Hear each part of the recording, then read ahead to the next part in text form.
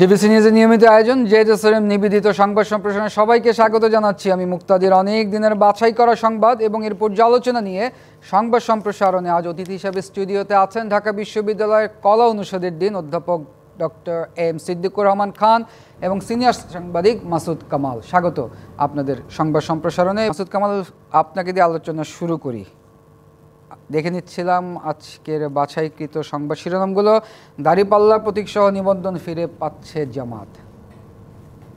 জি, এটা যে পাবে এটা কিন্তু আগেই সবাই ধারণা করেছিল এবং নিবন্ধন বাতিল যে কারণে হয়েছিল এগুলো নিয়ে নানা ধরনের বিতর্ক ছিলই। আর জামাত তো একটা অনেক পুরনো দল, কাজে ওই নিবন্ধন তখন যে অজুহাতে বাতিল করা হয় সেটা তো আসলে আমার কাছে তখনও গ্রহণযোগ্য মনে হয় নাই। আর এখন নিবন্ধন ফিরে পাওয়ার এটাতে আমি কোনো অন্যায় দেখি না। আমি মনে করি এটা খুব স্বাভাবিক নিয়মই হয়েছে। আর দাঁড়িপাল্লাটা তো অন্য ঘটনা, ওটা আপনার আদালতের একটা নির্বাহী আদেশের মতো প্রশাসনিক একটা সিদ্ধান্ত ছিল। সেই সিদ্ধান্তকে অনার করে নির্বাচন কমিশন তাদের যে আপনার প্রতীকের যে তালিকা, তাদের ৭৫টা প্রতীক আছে, সেই ৭৫টা প্রতীকের মধ্যে ৫০টা হলো ৫০টা রাজনৈতিক দলের জন্য, আর ২৫টা হলো বিভিন্ন স্বতন্ত্র প্রার্থীর জন্য। তো তাদের ওই প্রতীকের ৭৫টা তালিকার মধ্যে দাঁড়িপাল্লা ছিল না। এখন তারা কি নতুন করে সেই তালিকায় দাঁড়িপাল্লা ঢুকিয়েছে আমি ঠিক জানি না, কখন ঢুকালো, কীভাবে ঢুকালো, এবং যদি এত দ্রুত ঢুকিয়ে ফেলে সেটাও আবার কিন্তু নানা ধরনের প্রশ্নের মুখে পড়বে। কিন্তু তারা চাইতেই পারে আগে নিবন্ধনটা ফেরত পাওয়ার পর প্রতীকটা, মনে করি এটা তারা যদি ঢুকায় তারপর এই ৭৫-এর মধ্যে তাহলে এক কথা, কিন্তু এটা ঢুকিয়েছে কিনা আমি জানি না। আর যদি আপনি কীভাবে পড়লেন আমি তাও জানি না, পেয়ে গেছে কিনা দাঁড়িপাল্লা এটাও আমি জানি না। তারা কি দাঁড়িপাল্লা পেয়ে গেছে, কীভাবে পাইল? এখনও তো ৭৫-এর মধ্যে তো দাঁড়িপাল্লা নাই। তাহলে কি তাদের প্রতীকের সংখ্যা বৃদ্ধি করলো? বৃদ্ধি করার জন্য তো একটা মিটিং করতে হবে, এটা তারা আমি জানি না কিছু। আর যদি মিটিং করে প্রতীকের সংখ্যা বাড়াতে হয় তাহলে তো আরও অনেক প্রতীক ঢুকানো উচিত আমি মনে করি। কারণ এই সময়ের অনেক গুরুত্বপূর্ণ প্রতীক আছে যেগুলো নাকি আমাদের দেশে অনেকে চিনে, যেগুলি চেনে না এই ধরনের প্রতীক তো অনেকে। ঢেকি টেকি আছে, এগুলি কে চিনে আজকাল? পোলাপান চেনে না তো। কিন্তু এই প্রতীকেও কিছু আধুনিক বিষয় আনা উচিত, যেমন মোবাইল ফোন, এটা তো প্রতীকে কিন্তু নাই, এটা আসতে পারে। তো এরকম প্রতীক বাড়ালো কিনা আমি জানি না। তো আমি মনে করি যদি এটা হয়ে থাকে, নিবন্ধন ফিরে পাওয়াটা তো এটা আদালতের আদেশ এবং এটা হওয়াই উচিত আমি মনে করি। মাসুদ কামাল, ১৯৮৬ সালে থেকে এই বিতর্কটা আসলে তৈরি হয়েছিল জামাতের এই দাঁড়িপাল্লা প্রতীক নিয়ে, আপনি হয়তো জানবেন। তারপরে ২০০৮ সালে তখন নির্বাচন কমিশন যখন রাজনৈতিক দলের নিবন্ধন চালু করে তখন চাহিদা অনুযায়ী দাঁড়িপাল্লার প্রতীক দেওয়া হয় জামায়াত ইসলামকে। কিন্তু ২০১৬ সালে আবার রাজনৈতিক দল বা প্রার্থীর প্রতীক হিসেবে দাঁড়িপাল্লা বরাদ্দ না দিতে ইসিকে তখন চিঠি দেওয়া হয়। আমি বললাম তো, জামাত অলরেডি দাঁড়িপাল্লা প্রতীক নিয়ে ইলেকশন ৬টা নির্বাচনও করছে, কাজে এটা তাদের, এবং এটা তাদের দলীয় প্রতীকও ছিল। তারপরে ২০১৬ সালে যখন নাকি হাইকোর্ট এবং সুপ্রিম কোর্টের বিচারকরা বসে একসঙ্গে একটা মিটিং করে তারা বললো যে যেহেতু হাইকোর্টের প্রতীক হলো দাঁড়িপাল্লা, আপনার প্রতীক, ন্যায় বিচারের প্রতীক, তখন তারা বলেছিল যে এই প্রতীকটা না দেওয়ার জন্য। দেখেন, আমি বলি একটা কথা, আপনি সময়টা খেয়াল রাখতে হবে। আমাদের দেশের যে কোনো সিদ্ধান্ত, সেটা রাজনৈতিক হোক, প্রশাসনিক হোক, এমনকি বিচার বিভাগীয় হোক, এটা দেশের জন্য একটা মর্মান্তিক তথ্য। সেটা হলো সকল সিদ্ধান্ত কিন্তু আপনাকে সময়ের সঙ্গে চিন্তা করে বিচার করতে হবে। ২০১৬ সালে তখন আওয়ামী লীগ ক্ষমতা ছিল, তখন এদেশে যা কিছু হতো কর্তার ইচ্ছা হতো, কর্তৃর ইচ্ছায় হতো, ওনার ইচ্ছায় হতো। উনি চেয়েছেন বলে হয়েছেন বলে আমি মনে করি। যদিও তারপরে সেটাকে নানা ধরনের আবরণের মধ্যে ঢুকিয়ে ফেলে তারপরে সেই সিদ্ধান্তগুলি বাস্তবায়ন করা হতো। এটা তো বেসিক্যালি যে শেখ হাসিনার সিদ্ধান্তে হয়েছে, ওনার ইচ্ছার প্রতিফলন ঘটেছে, এতে আমার তখনও কোনো সন্দেহ ছিল না, এখনও কোনো সন্দেহ নাই। কিন্তু যেহেতু এটা বাতিল করা, যেহেতু ওনাদের নির্বাচন কমিশনের যে প্রতীকের তালিকার মধ্যেই তো এটা নাই, তাহলে কি তালিকার মধ্যে এটা ঢুকাইতে হবে? না ঢুকালে আপনি কীভাবে তাদেরকে প্রতীক দিবেন? কাজে আমি এই লেটেস্ট ইনফরমেশনটা আমি জানি না কীভাবে দিচ্ছে। যদি প্রতীক দিয়ে থাকে তাহলে আমার কাছে একটু অবাস্তব মনে হচ্ছে, কীভাবে দিল? কারণ এখন তো তালিকায় ঢুকানো হয় নাই। তালিকায় ঢুকানো একটা কাজ, তালিকাটাকে বড় করা একটা কাজ, আর প্রতীক বরাদ্দ হলো আরেকটা কাজ। কিন্তু দুটো যদি একদিনে করে থাকে তাহলে বুঝতে হবো এটাও তাহলে সময়ের ফেরে হয়েছে। আজকে থেকে 20 বছর পর আবার হিসাব করা হবে 2025 সালে তখন সরকারে কে ছিল, কীভাবে হইলো, তখন লোকে এইভাবে হিসাব করবে। ডক্টর এম সিদ্দিকুর রহমান খান, যেমনটা মাসুদ কামাল বলছিলেন, কিছু প্রশ্ন তুললেন যে সময়ের ফেরে হলো, এটা আবার 25 বছর পরে কেউ না কেউ প্রশ্ন তুলতে পারে। আমার কথা হচ্ছে সুপ্রিম কোর্টের মনোগ্রাম হচ্ছে দাঁড়িপাল্লা এবং জামায়াতের ইসলামের প্রতীকী হচ্ছে দাঁড়িপাল্লা, যেটা নিয়ে আসলে 2016 সালে কোয়েশ্চেন করে এটাকে ইসিতে চিঠি দিয়ে বাদ দেওয়া হয়েছিল। ধন্যবাদ আপনাকে। মাসুদ কামাল ভাই আছেন, ওনাকে শুভেচ্ছা। দর্শক যারা দেখছেন, আসলে আজকের এটা অন্যতম আলোচিত বিষয়। আমাদের গত কয়েকদিনেই জামাতে ইসলামীর নিবন্ধন, তাদের প্রতীক, এটা আমাদের রাজনৈতিক অঙ্গনে একটা আলোচনার বিষয় হিসাবে আছে। আপনি যেমনটা বলছিলেন যে 2008 সালে যখন তারা নিবন্ধন পায়, 9 সালেই কিন্তু জামাতের নিবন্ধনের বিরুদ্ধে তরিকত ফেডারেশন একটা হাইকোর্টে একটা রিট পিটিশন করেছিল এবং এর ধারাবাহিকতায় আমরা জানি যে 13 সালে এসে জামাতের নিবন্ধন বাতিল হলো এবং একটু আগে উনি যেটা বলেছেন যে 16 সালে এই দাঁড়িপাল্লার প্রতীকের সিদ্ধান্ত এবং 18 সালে ইসি এটা মানে নিষেধাজ্ঞাটা আরোপ করেছিল।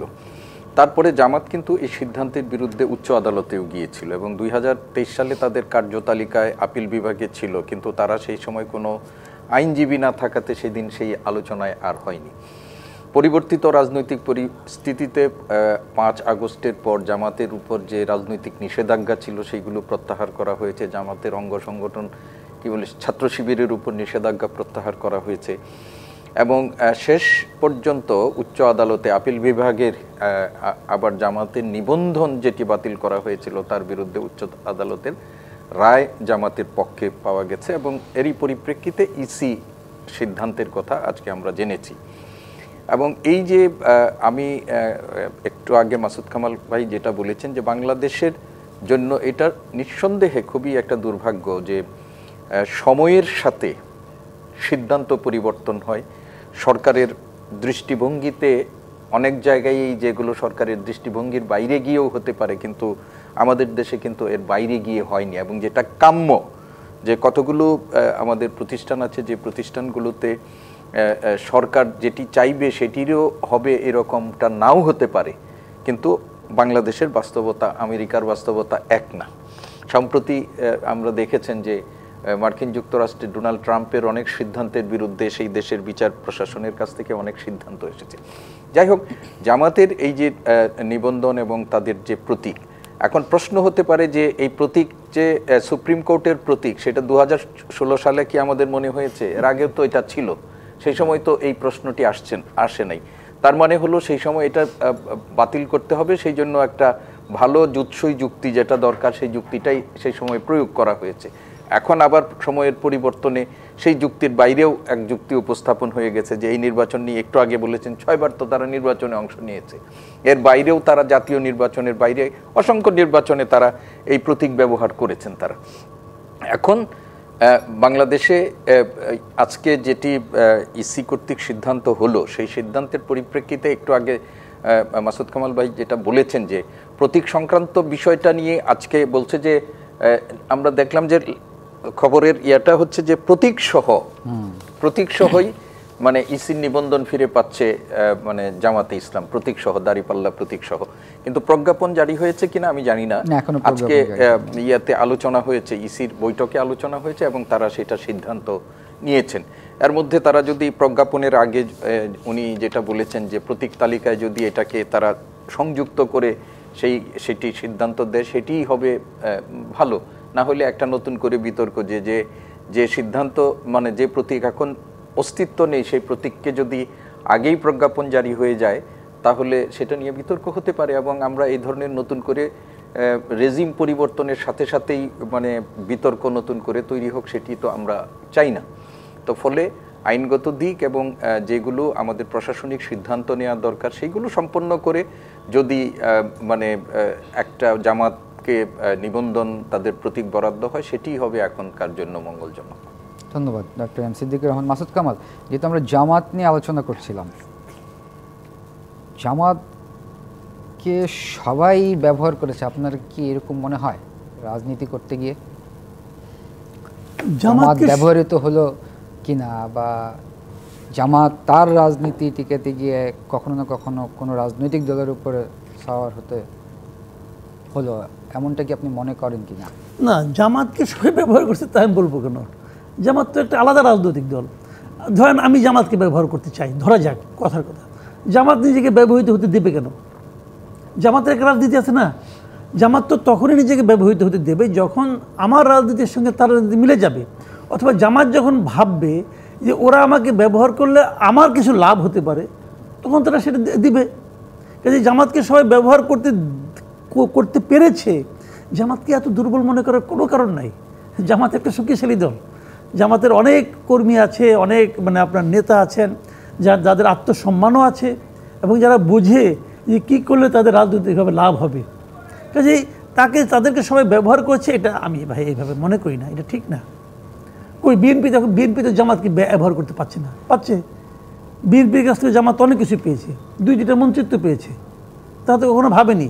জামাতের যে শক্তি মানে পলিটিক্যাল পার্টি নির্বাচনে জিততে তো অ্যালায়েন্স করতে হয়েছে বিএনপিকে জামাত। আমি তো সেটাই বলছি, তো বিএনপি তখন হয়তো বলবেন বিএনপির কাছে জামাত এটা পেয়েছে, 2টা মন্ত্রিত্ব পেয়েছে, তারপরেও কি জামাত এখন বিএনপির বি টিম অথবা বিএনপি দ্বারা ব্যবহৃত হচ্ছে না তো।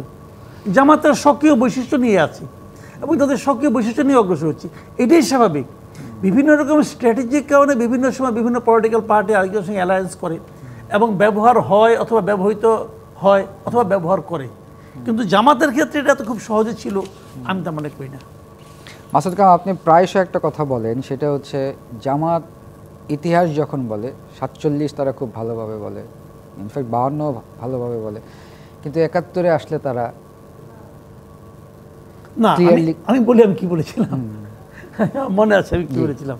আমি সেটা বলেছিলাম যে জামাত সব কিছুই বলতে পারে, যখন 71-এর প্রস্তাব আসে তখন তারা বলে আমরা ছোট ছিলাম। আচ্ছা, এই ধরনের কথা আমি এটা বলেছিলাম। এটা বলেছিলাম এই কারণে যে 71-এর প্রসঙ্গে তারা আসলে কিছু বলে না, স্পষ্ট করে কিছু বলে না। এখন আমি মনে করি যে আমি নিজে যেভাবে বুঝি আর কি, আমি মনে করি জামাতের এই জায়গাটা অস্পষ্ট রাখা ওনাদের জন্যই ক্ষতি। দেখেন, যেখানে অস্পষ্টতা, যেখানে ধোঁয়াটা আপনার একটু ধোঁয়াশা আছে, সেখানে কিন্তু মানুষের সন্দেহটা আছে, এবং সন্দেহ কিন্তু একটা মারাত্মক ব্যাপার। মানুষের মধ্যে যদি আপনার কর্মকাণ্ড নিয়ে সন্দেহ তৈরি হয়, আপনার জন্য কিন্তু বিরাট ক্ষতি এটা। তো আমি মনে করি জামাতের উচিত যে বলা যে 71-এর ভূমিকা নিয়ে তাদের একটা মূল্যায়ন থাকা উচিত। এই মূল্যায়নটা থাকলে মানুষের কাছে ক্লিয়ার হয়ে যায়। ধরেন মূল্যায়ন করলো না, ধরা যাক আজকে যে প্রসঙ্গটা নিয়ে হয়তো আপনি একটু আলোচনা করবেন যে মুক্তিযুদ্ধের কি সংজ্ঞা টঙ্গা, মুক্তিযোদ্ধা আলোচনা করবেন, সেখানে তো স্পষ্ট যে সরকারকে আমরা বলে থাকি যেটা জামাত প্রভাবিত সরকার, অনেকে বলে, কিন্তু হয়তো ওনারাও ভাবে যা চাই তাই তো পেয়ে যায়, তো ভাবতেও পারে সেই সরকারে কিন্তু সেই সংজ্ঞায় বলা হয়েছে যে মুক্তিযুদ্ধ কি, মুক্তিযোদ্ধা কারা, 2 জায়গায় বলা হয়েছে যে যারা নাকি পাক বাহিনী এবং তাদের সহযোগী শক্তি বলতে 3টা পলিটিক্যাল পার্টির নাম তারা বলছে, একটা মুসলিম লীগ, একটা জামাত ইসলাম, একটা নিজামে ইসলাম। তারা 3টা পার্টির নাম কিন্তু ডেফিনেশনের মধ্যে উল্লেখ করা হয়েছে। এদের বিরুদ্ধে যারা লড়েছে তারা মুক্তিযোদ্ধা, তাহলে এরা তাহলে মুক্তিযুদ্ধের বিরুদ্ধে ছিল। তো এখন জামাত নিজেদের অবস্থানটা স্বীকার করুক আর না করুক, রাষ্ট্রীয়ভাবে তাদেরকে কিন্তু মুক্তিযুদ্ধের বিরুদ্ধ শক্তি হিসাবে কিন্তু সংজ্ঞার মধ্যে ঢুকাই দেওয়া হয়েছে। তো এখন আমি তো মনে করি জামাতের উচিত ছিল আরও আগেই বলা যে ওই সময়ে আমরা এই কাজটা করেছি, সেটা মুক্তিযুদ্ধ বিরোধী ছিল, সেই কাজটা আমাদের জন্য ঠিক হয় নাই বলে দিলে ভাই এতে কোনো লস দেয়। শোনেন, নিজের ভুল স্বীকার করার মধ্যে কোনো নাই, আপনার কি বলে আপনার কোনো ক্ষতি নাই, বরং ওটা ভালো। আপনি কি সারা জীবন সব কাজ ঠিক করছেন না ভাই? করেন নাই তো। পৃথিবীতে কোনো রাজনৈতিক দল একমাত্র বাংলাদেশের পলিটিক্যাল পার্টিগুলো ছাড়া আর কেউ বলে না যে আমাদের কোনো ভুল নাই। আমাদের এখানে আওয়ামী লীগের কোনো ভুল নাই, আওয়ামী লীগকে জিজ্ঞাসা করেন তাদের কোনো ভুল নাই, তাদের মূল নেতৃত্বের কোনো ভুল নাই। বিএনপিকে জিজ্ঞাসা করেন কোনো ভুল নাই, বিএনপি সব ঠিক। বিএনপির যে কোনো নেতাকে জিজ্ঞেস করেন যে ভাই আপনার নেতা তারেক রহমানের কোনো ভুল আছে, বলবে না কোনো ভুল নাই। সবাই ফেরেস্তা। আমাদের এখানে সব পলিটিক্যাল পার্টির লিডার হলো একজন ফেরেস্তা।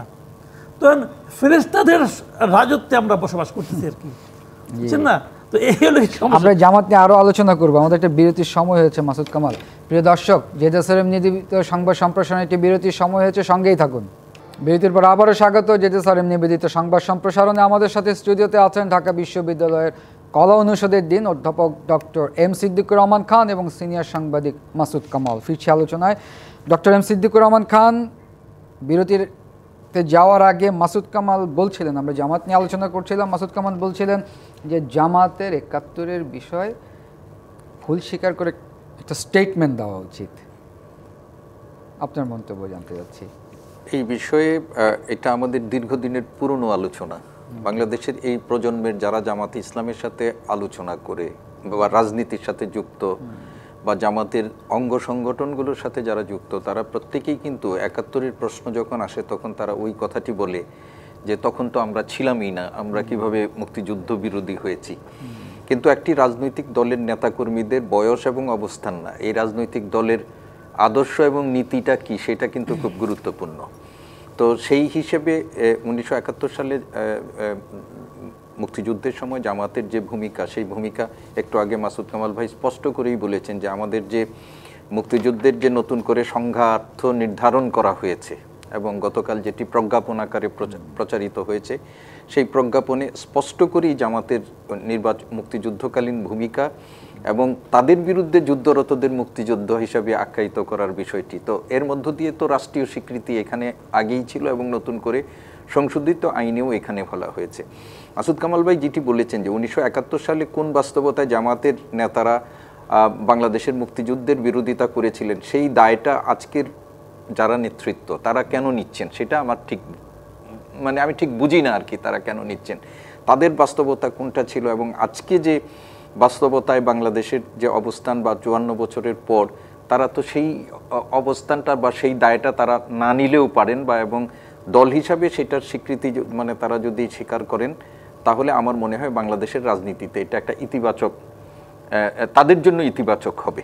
তো তারা করবেন কিনা সেটা হলো তাদের নিজেদের ব্যাপার। কিন্তু আমি একজন সাধারণ মানুষ হিসাবে মনে করি, যেটি একটু আগে উনিও বলেছেন সেটার মতো আমিও মনে করি যে যদি দায় স্বীকার করা হয় তাহলে বাংলাদেশের রাজনীতিতে বিশেষ করে এই প্রজন্মের অনেকের কাছে এটি একটা তাদের জন্য ইতিবাচক ইমেজ তৈরি করতে পারে। ডক্টর এম সিদ্দিকুর রহমান খান, ব্যাপারটা কি কিছুটা এমন কিনা আমি একটু জানতে চাচ্ছি যে ন্যারেটিভ আসলে যে বয়ান দিয়ে জামাত তার নিজের নেতা কর্মীদের এত বছর ধরে যে স্টেটমেন্টটা দিয়ে আসছে, এখন এই জায়গায় এসে যদি ৭১-এর বিষয় ভুল স্বীকার করে, সেই জায়গায় তাদের স্টেটমেন্টে এত বছর দলের ভিতরে বা তার নতুন যে নেতাকর্মীরা শিবির হোক বা যেই হোক, সেই জায়গাটায় আসলে কনফ্লিক্ট করবে দেখেই কি জামাত এই কাজটা করছে না? দেখুন, এটা হতে পারে, সেটা তারা হয়তো বলতে পারবেন কেন তারা করছেন না, কিন্তু বাস্তবতাটা স্বীকার করা খুব জরুরি। বাংলাদেশ একটা বাস্তবতা। আমাদের এই দেশকে স্বাধীন করার জন্য বহু মানুষ জীবন উৎসর্গ করেছেন এবং এই দেশের স্বাধীনতা সার্বভৌমত্ব রক্ষা করার কথা তারা প্রতিদিনই বলছেন। যে দেশের স্বাধীনতা সার্বভৌমত্ব রক্ষা করার কথা তারা বলছেন, সেই দেশের অভ্যুদয়ের সময় যদি তাদের কোনো ভূমিকা অন্যরকম ভূমিকা থেকে থাকে, তাহলে সময়ের পরিবর্তনে সেই ন্যারেটিভ পরিবর্তন করা, এটা খুব যে তাদের অবস্থানগত পরিবর্তন হয়ে যাবে বলে আমরা মনে করি না, বিশেষ করে এই প্রজন্মের যারা দলকে নেতৃত্ব দিচ্ছেন তাদের কাছে। এখন তারা এটাকে কনফ্লিক্টিং মনে করছেন না ওইটাই তারা বিশ্বাস করে আছেন, সেটা তো বলা মুশকিল। আমরা একটু মাসুদ কামালের কাছে শুনি। মাসুদ কামাল, একই প্রশ্ন আপনার কাছে, তারা এটা কনফ্লিক্টিং মনে করছেন না তাদের স্ট্যান্ডেই তারা এখনো বিশ্বাস করছেন? তারা কি মনে করছেন এটা আসলে আপনি কিভাবে বলবো? তাদের, আমি যে জামাত করি না, জামাতের ওই সেন্ট্রাল কমিটি যখন আলোচনা হয় সেই আলোচনায় আমি থাকি না, কাজে তারা কি ভেবে কি করছেন আমি জানি না। হয়তো এমনও হতে পারে তাদের এটাই পলিটিক্স, তারা হয়তো এই পলিটিক্সটাকে গ্রহণ করেছে। আমি জামাতের জন্য যেটা করণীয় মনে করি, জামাত তো সেটাকে করণীয় মনে নাও করতে পারে, কারণ জামাত তো আমার মতো করে ভাবে না, তারা তাদের মতো করে ভাবে। তারা হয়তো ভেবেছে যে দেশে এখনও অনেক লোক আছে যারা নাকি আমাদের এই স্বাধীনতা যুদ্ধের ওই সময়ে মুক্তিযুদ্ধদের কর্মকাণ্ড, দেশটাকে ভাঙা, এটাকে হয়তো তারা পছন্দ করে না, ওই লোকগুলি ভোট আমরা পাবো, হইতে পারে। কিন্তু এটা কি কেন এটা তারা বলতে পারবে ভালো, এটা আমি আপনি এখানে বসে কল্পনা করে কোনো লাভ নাই। তবে আমি মনে করি, আমি পার্সোনালি মনে করি, দেখেন প্রত্যেকটা পলিটিক্যাল পার্টিতে না, যে পার্টি হোক না এখন, যে পার্টিটাকে আপনি সবচেয়ে বেশি অপছন্দ করেন, আমি যেটাকে সবচেয়ে অপছন্দ করি, সেখানেও কিন্তু কিছু ভালো লোক আছে, তা তো থাকতেই পারে। তো এখন একটা মানুষের সব কিছু আপনার পছন্দ হবে না, সব কিছু অপছন্দও হবে না। কাজে আমি তো ভাবতেই চাই যে আমার অনেক পরিচিত বন্ধু বান্ধব আছে যারা জামাতকে সমর্থন করে, তো আমি তো ভাবতেই চাই তারা ভালো কিছু করুক। কারণ ভালো বলতে আপনি কী বুঝেন? যেটা আমার কাছে ভালো লাগে ওটা আমার কাছে ভালো, যেটা আপনার কাছে ভালো লাগে এটা আপনার কাছে ভালো না। এটা তো পার্সন টু পার্সন ভ্যারি করবে, করতেই পারে। চিন্তার পার্থক্য আছে, বেড়ে ওঠার পার্থক্য আছে, স্কুলিং যেটা বলি আমরা স্কুলিংয়ের পার্থক্য আছে, ফ্যামিলি ব্যাকগ্রাউন্ডের পার্থক্য আছে, এটা তো পার্থক্য থাকবেই। কাজে এই পার্থক্যটাকে মেনে নিয়েই কিন্তু একটা দেশ চলে। আমরা যে বলি না যে বহুত্ববাদ, মানে মানে পৃথক পৃথক সবাই, কিন্তু তারপরেও একটা জায়গায় ঐক্য আছে, সেটা হলো দেশটা, দেশের উন্নতিটা। ওই জিনিসটাকে মাথায় রাখলে পরে কোনো সমস্যা নেই। কিন্তু আমি মনে করি, আমি পার্সোনালি মনে করি ওনাদের, এবং আমার কেন যেন মনে হয়, দেখেন একটা কথা বলি যে আওয়ামী লীগ 15 বছর কিন্তু জামাতকে মোটামুটি নিশ্চিহ্ন করার চেষ্টা করছে, কিন্তু এই নিশ্চিহ্ন করার চেষ্টাটার মধ্যে শারীরিক বল প্রয়োগ ছিল বেশি, আদর্শিক কোনো প্ল্যানিং ছিল না তাদের, যে কারণে জামাত আমি মনে করি আগের তুলনায় আরো শক্তিশালী হয়েছে। আপনি যদি জোর করে কাউকে, গায়ের জোরে কাউকে সরিয়ে দিতে চান, আপনি সরাতে পারবেন না, ইতিহাস বলেন এটা। আর বাংলাদেশের মানুষের, সাধারণ মানুষের মানসিকতা হলো মানুষ দুর্বলকে সাপোর্ট করে অলওয়েজ। আপনি দেখবেন, আমি মাঝে মাঝে এই যে টিভিতে মাঝে মাঝে রেসলিং হয় না, আমি নিজে মাঝে বসে দেখি, এবং এই ঠিক 1 মিনিটের মধ্যে যে লোকটা মার খাচ্ছে না তার পক্ষে আমি চলে যাই, মনে করি ও জিতুক ও জিতুক, আমি কিন্তু ভাবি এরকম।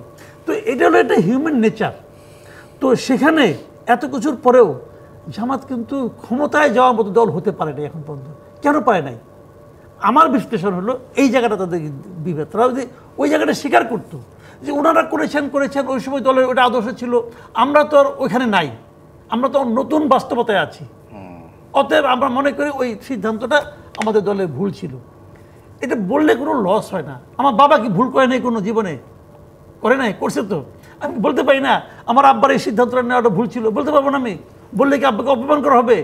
তা হবে না রে ভাই। বরঞ্চ ওই ভুলটাকে আমি ধারণ করি না, ওই ভুলটা আমি আবার করব না, এই জিনিসটা অন্যরা বুঝে যে না, বাপের ভুলটা সে আর রিপিট করবে না।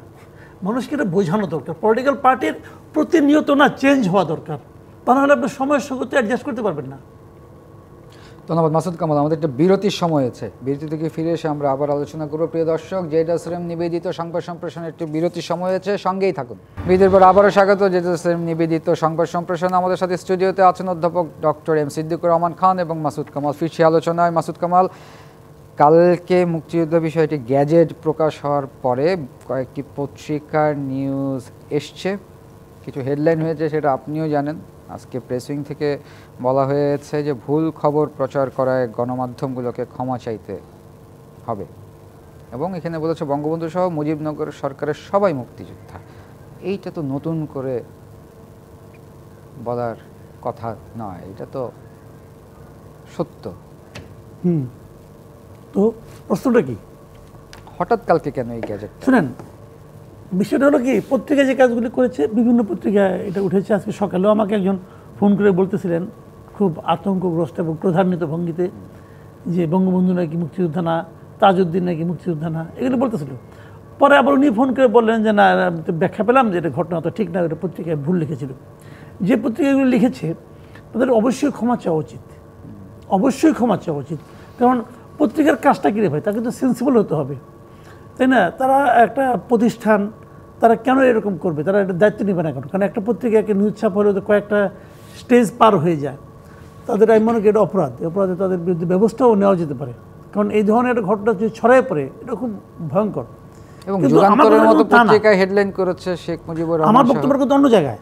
আমার বক্তব্যটা হচ্ছে যে এই সময়ে আমাদেরকে নতুন করে মুক্তিযুদ্ধ অথবা মুক্তিযোদ্ধা এর নতুন করে সংজ্ঞা আমাকে নির্ধারণ করতে হলো কেন? প্রয়োজনটা কি? এটা কি একটা জাতীয় প্রয়োজন ছিল যে সংজ্ঞাটা নতুন করে বানাতে হবে? কেন? এটা কি তাদের, এটা তো তাদের কাজ, এই অন্তর্বর্তী সরকারের এটা কাজ। তারা তো একটা অন্তর্বর্তী সরকার, অল্প সময়ের জন্য এসেছে, তারা অন্য কাজ করুক। এই কাজ করে তারা একটা নতুন বিতর্ক তৈরি করছে কেন? দেখেন এখানে বিতর্কটা কোথায়? ওই জায়গাটা নয় মানলাম, ওটা নিয়ে আমার কোনো আপত্তি নাই, ওটা ওদের মিডিয়াগুলো ঠিক করে নেয় কাজগুলো, ওটা বলে পরে ওনারা ব্যাখ্যা দিয়েছেন, সেটাও আমার কোনো আপত্তি নাই। কিন্তু এটা দেখেন এই বিতর্কটা তোলার মাধ্যমে মূল জায়গাটা কিন্তু সরে যাচ্ছে। আমি মূল জায়গাটা খালি ধরাই দিই আপনাকে। মুক্তিযুদ্ধের একটা ব্যাখ্যা তারা দিয়েছে। মুক্তিযুদ্ধ কাকে বলে তারা বলতে চাইছে, শুনেন আমি একটু পড়ে শোনাই। মুক্তিযুদ্ধ অর্থ বলতে বলা হয়েছে 71 সালে 26শে মার্চ থেকে 16ই ডিসেম্বর পর্যন্ত একটি স্বাধীন গণতান্ত্রিক রাষ্ট্র হিসাবে বাংলাদেশের জনগণের জন্য সাম্য, মানবিক মর্যাদা, সামাজিক ন্যায় বিচার প্রতিষ্ঠার আকাঙ্ক্ষায় হানাদার ও দখলদার পাকিস্তানি বাহিনীর সহযোগীদের সঙ্গে যারা যুদ্ধ, এটা তো ওইটার আলোচনা আমি চাই না। এখন তার মানে উনি বলতে চাচ্ছেন যে মুক্তিযুদ্ধটা হয়েছে সাম্য, মানবিক মর্যাদা ও সামাজিক ন্যায় বিচার প্রতিষ্ঠার আকাঙ্ক্ষা। ভাই এই কথাটা তো বলে ডক্টর ইউনূস সাহেবের যে ভাড়াটেক বুদ্ধিজীবী আছে না, আলী রিয়াজ, উনি বলে এটা, উনি এটা সংবিধানে যুক্ত করতেছে যে সাম্য, মানবিক মর্যাদা ও সামাজিক ন্যায় বিচার। মুক্তিযুদ্ধের সময় আমি ছোট ছিলাম, বাট আমি ছিলাম, আমার জ্ঞান বুদ্ধি তখন ছিল, আমি তখন ক্লাস 6-এ পড়তাম, এইগুলি কোনো আলোচনাই হয় নাই। মুক্তিযোদ্ধাদের প্রেরণা ছিল কি? মুক্তিযুদ্ধের প্রেরণা ছিল গণতন্ত্র, সমাজতন্ত্র, ধর্মনিরপেক্ষতা এবং জাতীয়তাবাদ। এর অনেকগুলি এখন তো প্রাসঙ্গিক না, সমাজতন্ত্র এখন প্রাসঙ্গিক না, আমি মানি, কিন্তু এখন প্রাসঙ্গিক হোক বা না হোক, 71 সালে ওইটাই ছিল মূল জনগণের আকাঙ্ক্ষা। তো সেই আকাঙ্ক্ষার জায়গায় উনি সাম্য, মানবিক মর্যাদা আর সামাজিক ন্যায় বিচার কোথায় পাইল? মানে মুক্তিযুদ্ধের সংজ্ঞাটা কতিপয় অমুক্তিযুদ্ধে যখন নির্ধারণ করে তখন এরকমই হওয়ার কথা। এবং এখানে গেলে অমুক্তিযুদ্ধ বলছি না আমি, এটা কিন্তু ভুল না, এটা মতলব, খুবই মতলবী একটা সংজ্ঞা তারা করেছে। কাজে এটা হলো মূল আলোচনার বিষয়। ওইগুলি আলোচনা যে কে নাই, কে আছে না আছে, ওগুলি কোনো আলোচনার বিষয় না। বঙ্গবন্ধু অথবা তাজউদ্দিন আহমেদ না থাকলে মুক্তিযুদ্ধ হতো নাকি? কি বলে এগুলি? তাজউদ্দিন আহমেদ মুক্তিযোদ্ধা না, এটা কেউ দিন কেউ বলবে, মানবে, ওগুলি না, ওগুলি কোনো বিষয় না। মূল বিষয় হলো definition of freedom fighter and আমাদের এই যুদ্ধটা। ধন্যবাদ মাসুদ কামাল। ডক্টর এম সিদ্দিকুর রহমান, যেমনটা মাসুদ কামাল বলছিলেন, গ্যাজেট থেকে উনি পড়ে শোনাচ্ছিলেন এবং বলছেন এটা ভুল না মতলব। শুনেন, এক কথায় এগুলোর উত্তর দেওয়া খুব কঠিন বিষয়। আমাদের এই যে সংজ্ঞার্থ নির্ধারণ করা, আমি তো ওনার সাথে একমত যে আমাদের এইগুলো এখন খুব বেশি জরুরি বিষয় ছিল না, এর চেয়ে অনেক বেশি জরুরি বিষয় আমাদের আরও মানে আছে। তারপরেও যেটি হয়েছে 1972 সালে একবার মুক্তিযোদ্ধাদের সংজ্ঞা নির্ধারণ করা হয়েছিল। 2018 সালে আওয়ামী লীগ এসে এবং 22 সালে দুইবার কিন্তু এই মুক্তিযুদ্ধের সংজ্ঞা, মুক্তিযোদ্ধাদের সংজ্ঞা তারা পরিবর্তন করেছে। এবং সরকার বলছে যে আমরা 72 সালের যে মুক্তিযুদ্ধের বা মুক্তিযোদ্ধাদের সংজ্ঞা, সেইখানে আমরা এখন ফিরে গেছি। আপনি শুনবেন উপদেষ্টা ফারুকে আজম তিনি কিন্তু এই কথা বলেছেন যে মুক্তিযুদ্ধের যে সংজ্ঞা 72 সালে ছিল, তারা সেইখানে মুক্তিযোদ্ধার সংজ্ঞাতে তারা ফিরে গেছেন, কারণ ইতিহাসকে কখনো পরিবর্তন করা যায় না, এই বক্তব্য তিনি বলেছেন। এখন বাংলাদেশে অনেক অপ্রয়োজনীয় বিতর্ক তৈরি করা হয় এবং নিজেদের সুবিধার জন্য এই মুক্তিযুদ্ধকে আমরা তো গত 54 বছর ধরেই ব্যবহার করছি। মুক্তিযুদ্ধের চেতনার কথা বলা হচ্ছে, দেখেন 3টা লক্ষ্যের কথা বলা হচ্ছে, কিন্তু গণতন্ত্রের কথা কিন্তু বলা হচ্ছে না। গণতন্ত্রের কথা কিন্তু এখানে নেই। আমি সমাজতন্ত্রের কথা বাদ দিলাম, তারপরে ধর্মনিরপেক্ষতা যেহেতু আমাদের অনেক আগে থেকে, সেটাও বাদ দিলেন, কিন্তু গণতন্ত্র কিন্তু এখানে নাই। যে মানুষ যে একটা গণতান্ত্রিক রাষ্ট্র সমাজ ব্যবস্থা সরকার যেটা চেয়েছিল, প্রত্যাশা ছিল মানুষের, সেটা কিন্তু এখানে নেই।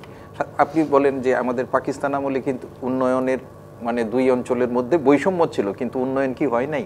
বাংলাদেশের মানুষ সেই উন্নয়নের বুলি কি গ্রহণ করেছিল? ডিকেড অফ ডেভেলপমেন্ট আমাদের দেশে সেলিব্রেশনের ব্যবস্থা করা হয়েছিল না, মানুষ কি গ্রহণ করেছিল? মানুষ গ্রহণ করে নাই, কেননা এই দেশের মানুষের যে গণতান্ত্রিক অধিকার, সেই গণতান্ত্রিক অধিকারের প্রতি তারা সম্মান প্রদর্শন করে নাই।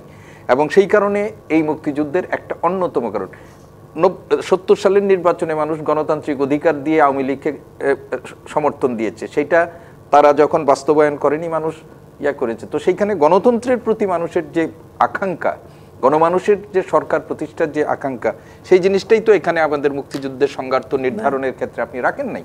আপনি সামাজিক ন্যায় বিচার, মূল্যবোধ সব কিছু, তাহলে এইগুলো মানুষের মধ্যে আবার নতুন করে বিতর্ক তৈরি হবে, আবার কেউ তাদের প্রয়োজনে এই সংজ্ঞা পরিবর্তন করতে পারে। তো আমরা যেহেতু যেটা ওনারা বলছিলেন যে ইতিহাসকে তারা মানে করতে চান, ইতিহাসের জায়গায় থাকতে চান, এটাকে আমরা সাধুবাদ জানাই যে রাখবেন, কিন্তু ইতিহাসকে ইতিহাসের জায়গায় রেখে যদি আমরা ছিদ্র অন্বেষণের সুযোগ পাই, সেইটা আমাদের কাছে কাম্য না। তো আমরা মনে করি যে 18 এবং 22 সালে যেভাবে আওয়ামী লীগ সরকার নিজেদের সুবিধা অনুযায়ী মুক্তিযোদ্ধাদের সংজ্ঞার্থ নির্ধারণ করে অনেকেই সুবিধা নিয়েছেন, অনেকেই নিজেকে মুক্তিযুদ্ধ বলেছেন। এখন যাদের তারা সহযোগী হয়ে গেছেন তারা কিন্তু মুক্তিযুদ্ধের হয়ে গেছেন। বীরঙ্গনারা আবার মুক্তিযুদ্ধের স্বীকৃতি পাওয়ার জন্য দাবি করেছেন, এইবার সেটা এখানে স্বীকৃত হয়েছে। তো সব কিছু মিলিয়ে আমাদের এই মুক্তিযুদ্ধকে যারা সরকারে থেকেছে, রাজনৈতিক দলগুলো, বিশেষ করে গত 15 বছর মুক্তিযুদ্ধের লক্ষ্য উদ্দেশ্য না, চেতনার কথা সবসময় বলা হয়েছে। মুক্তিযুদ্ধের চেতনার কথা বলে অনেক অপকর্ম এখানে করা হয়েছে। ভবিষ্যতে কেউ একইভাবে করুক সেটা আমরা আর চাই না। যারা মুক্তিযুদ্ধের জীবন উৎসর্গ করেছেন, এই যে আমরা বলেছি যে গত 15 বছর ধরে আমাদের ঢাকা বিশ্ববিদ্যালয়েরও বহু শিক্ষক আছেন যাদের মুক্তিযুদ্ধে যাওয়ার সক্ষমতা ছিল কিন্তু যান নাই, কিন্তু মুক্তিযুদ্ধের বয়ান দিয়ে গেছেন, মুক্তিযুদ্ধের চেতনার বয়ান দিয়ে গেছেন। একটু আগে উনি এখানে বলেছেন যে যারা মুক্তিযুদ্ধ করেছেন, মুক্তিযুদ্ধের সাথে সংশ্লিষ্ট ছিলেন, মুক্তিযুদ্ধের সংগঠকের ভূমিকা পালন করেছেন, তাদের থেকে আমার মতো অনেকেরই যারা মুক্তিযুদ্ধের সাথে সংশ্লিষ্ট ছিলাম না তারা কিন্তু অনেক কিছুই বলে ফেলেন। তো এইটা না হয়ে আমরা সত্যিকার অর্থেই একটা মুক্তিযোদ্ধা সংজ্ঞা নির্ধারণ এবং ভবিষ্যতে মুক্তিযুদ্ধের ইতিহাস নিয়ে কেউ নিজেদের খেয়াল খুশি মতো কিছু করুক সেটা আমরা কোনোভাবেই চাই না। রণাঙ্গনের মুক্তিযোদ্ধা যেন রাজাকার না হয়ে যায়, আবার যারা দেশের বাইরে থেকে অনেক কিছু করেছেন তারা যেন প্রকৃত মুক্তিযোদ্ধার হয়ে যাক, সেটা তো আমরা আগেই দেখেছি। তো এইটি না হোক। ধন্যবাদ ডক্টর এম সিদ্দিকুর রহমান, ধন্যবাদ মাসুদ কামাল। প্রিয় দর্শক, এই ছিল জেএসএম নিবেদিত সংবাদ সম্প্রসারণে। ডিবিসির সঙ্গেই থাকুন।